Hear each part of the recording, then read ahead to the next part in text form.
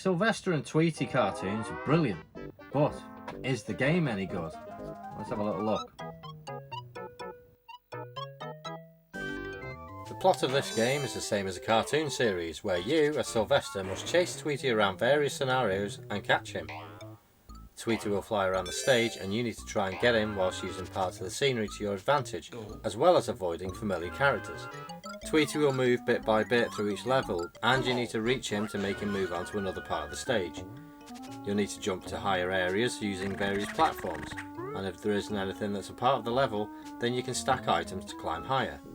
If you lose track of where Tweety has gone, you can use Tweety Scope that shows you where he is.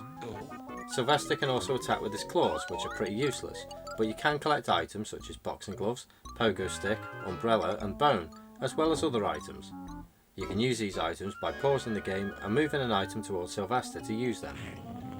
Boxing gloves temporarily immobilise an enemy, the umbrella allows you to float down from a platform safely, the pogo stick can make you jump higher to platforms that would normally be too high to reach with a standard jump, and the bone can be used to distract Spike so he doesn't beat you. There are other collectibles along the way, like tinned fish and bonus points. But is this game any good? Not really. On the surface it looks quite good, the sprites are large and look very good, but it suffers in other areas. The controls are a pain in the arse. Sylvester's jump animation has one frame before he actually moves, which causes a delay in him jumping. This can cause a lot of mistakes, especially when trying to avoid Spike. Trying to land squarely on a platform is a problem too. If you think you're about to overshoot a platform and you try and pull back in the air, he makes a sudden turn too far, which again results in a mistake.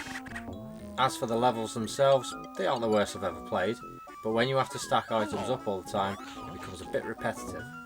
It wouldn't be so bad if you could use a button to pick up and carry items, but you have to walk into them to pick them up, which is okay if you want the item, but he'll pick it up even if you don't want it.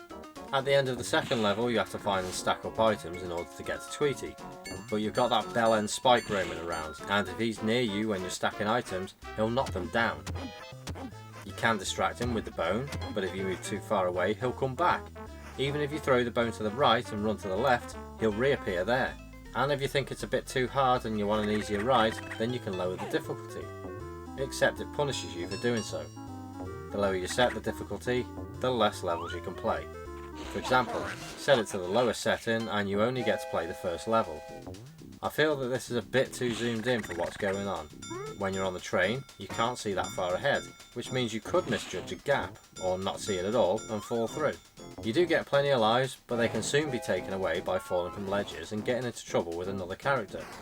The only half decent thing about this game are the graphics, but it's not good enough to keep you entertained. The idea is pretty good, but the execution isn't.